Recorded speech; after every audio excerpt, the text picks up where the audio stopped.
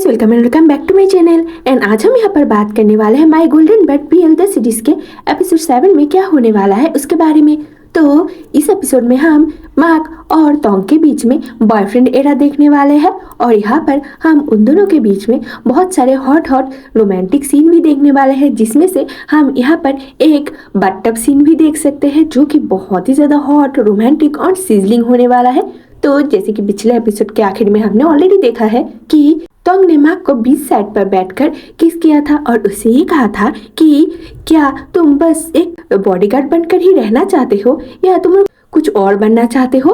तो टोंग की ये बात सुनकर मार्क उसको पैशनेटली किस करता है और टोंग से कहता है कि मैं टोंग के लिए कुछ भी बन सकता हूँ, चाहे मुझे कुछ भी क्यों ना बनना पड़े, मुझे इससे कोई प्रॉब्लम नहीं होगा। ये कहकर मार्क टोंग को बैक किस किया था और दोनों ने एक दूसरे को बहुत ही ज्यादा पैशनेटली और डेस्परेटली किस भी किया था।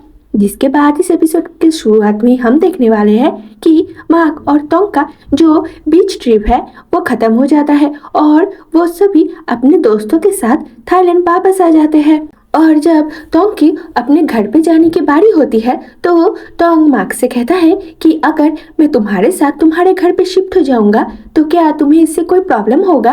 अब टोंग की ये बात सुनकर मार्क तो बहुत ही ज्यादा हैप्पी होता है क्योंकि उससे तो इससे कोई भी प्रॉब्लम नहीं हो सकता था। वो एक तो टोंग के साथ एक साथ रह भी सकता है और ऊपर से वो टोंग का इस तरीके से ख्याल भी रख सकता है जिससे वो बिल्कुल टेंशन फ्री हो जाएगा। तो मार्क टोंग से कहता है नहीं, मुझे कोई भी प्रॉब्लम नहीं है, तुम मेरे साथ चल सकते हो।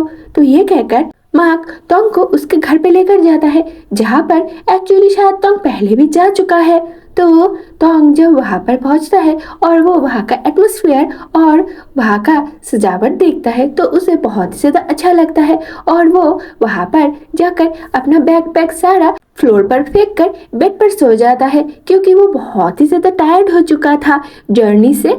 और टोंग इस वजह से भी ज़्यादा टायर्ड था क्योंकि उसने वहाँ पर बहुत ही ज़्यादा मस्ती करा था और मार्क के साथ बिताया हुआ वक्त उसे बहुत ही ज़्यादा अच्छा भी लगा था।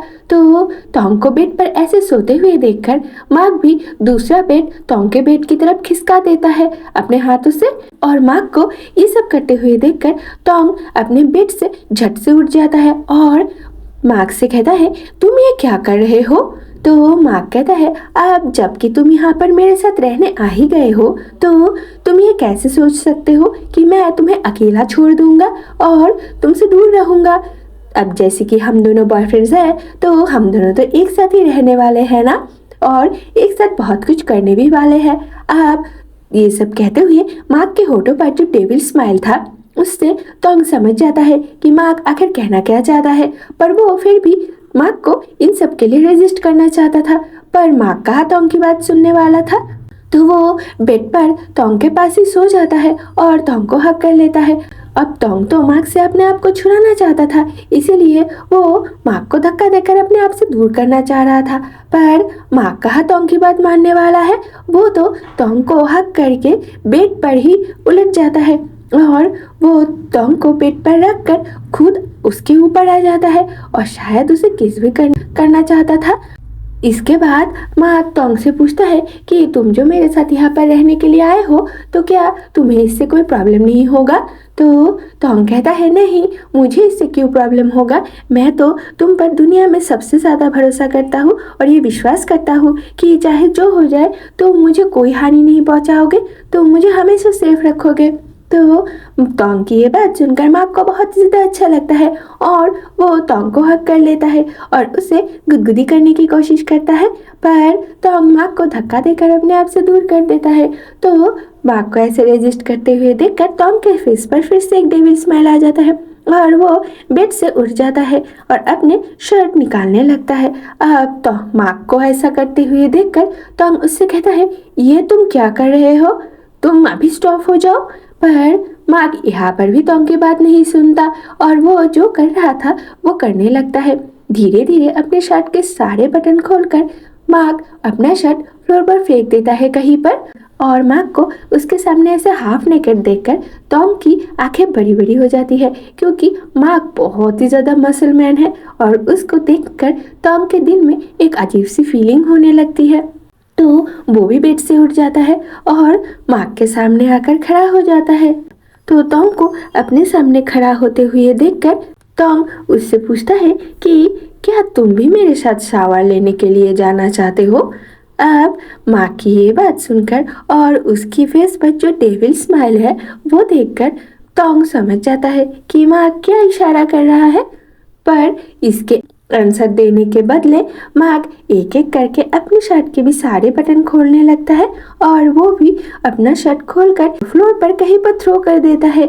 और वो दोनों इस वक्त एक दूसरे के सामने हाथ नेकेड होकर खड़े हुए थे, जिसके बाद हम देखते हैं कि वो दोनों एक साथ नहाने के लिए जाते हैं और यहीं पर ही शायद हमें वो बाथटब सीन दिखाया जा सकता है जो कि बहुत ही ज़्यादा हॉट, रोमांटिक और सीजनिंग होने वाला है, जहाँ पर हमें तोंग और मार्क के बीच में एक फिजिकल सेंसेशन भी दिखाया जाने वाला है।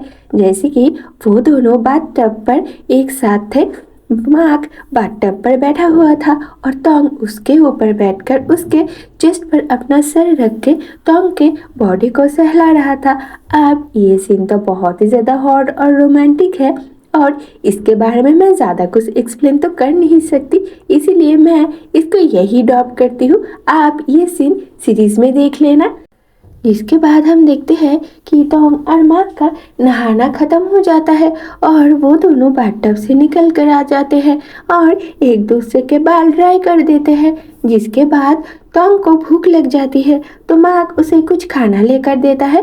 अब मार्क को भी जैसे इन दिनों भूख लगने लगती है तो टॉम उसे अपने हाथों से खाना भी खिलाता है, तो मार्क बड़े प्यार से वो खाना खा भी लेता है। जैसे कि उसके बॉयफ्रेंड ने उसको ये खाना ऑफर किया था तो वो हैप्पीली ये खाना खा लेता है। जिसके बाद हम देखते हैं कि टॉम और मार्क एक दूसरे के साथ बैठकर बातें कर रहे थे और यहाँ पर शायद टॉम मार्क से उसके सपने के बारे में पूछता है, तो मार्क बहुत सोचने के बाद टॉम से कहता है कि मुझे पता चल चुका है कि मेरा सपना क्या है। ये कहकर मार्क टॉम की तरफ देखने लगता है, पर टॉम को तो कुछ भी समझ में नहीं आ रहा था, इसीलिए वो हैरान होकर मार्क की तरफ देखने लगता है। तो मार्क आगे बढ़कर टॉम के होठों पर किस करता है, जिससे टॉम समझ जाता है कि मार्क उसे कहना क्या चाहता है। तो ये पैशनेट और हॉट किस खत्म होने के बाद टॉम से मार्क कहता है कि मेरा सपना तुम हो, कि मैं तुम्हारे साथ रहूं और तुम्हें हमेशा प्रोटेक्ट करूं और हमेशा तुम्हारा ख्याल रखूं और हमेशा तुम्हारे साथ भी रहूं। तो टॉम ये बात सुनकर बहुत ही ज़्यादा हैप्पी होता है और वो मार्क को हग कर लेता है, जिसके बाद वो भी मार्क को किस करता है।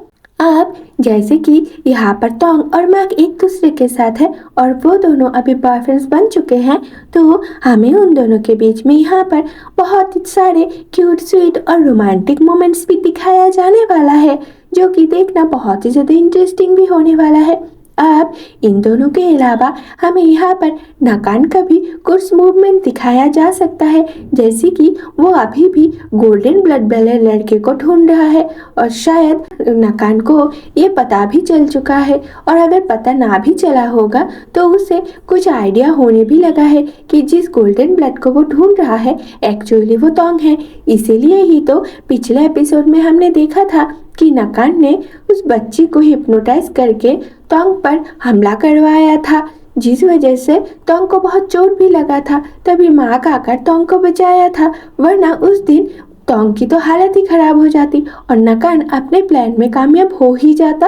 और इसके अलावा भी हमें यहाँ पर छोटे मोटे डेंजरस सीन भी दिखाया जा सकते हैं, पर वो सब सीन कुछ ज़्यादा नहीं चलने वाला है। इस एपिसोड में हमें फाइनली टॉम और मार्क के बीच में बॉयफ्रेंड एरा ही दिखाया जाने वाला है, जो कि बहुत ही ज़्यादा क्यूट, स्वीट, रोमांटिक और सेंसेशनल होने वाला है। हालांकि यहाँ पर क्या क्या दिखाया जाने वाला है टॉम और मार्क के बीच में ये तो मुझे क्लियरली पता नहीं है, इसीलिए ही मैं आप लोगों को इसके बारे में ज़्यादा कुछ नहीं बता पाई हूँ। पर ये एपिसोड देखना हमारे लिए काफ़ी इंटरेस्टिंग होने वाला है। तो अगर मैंने जैसा बताया है वैसा ना हो तो आप लोग बुरा मत मानना। सो ओके गाइज, आज के वीडियो में बस इतना ही। तो मिलते हैं अगले वीडियो में किसी और नए रियल स्टोरी के साथ। तब तक के लिए बाय बाय दोस्तों।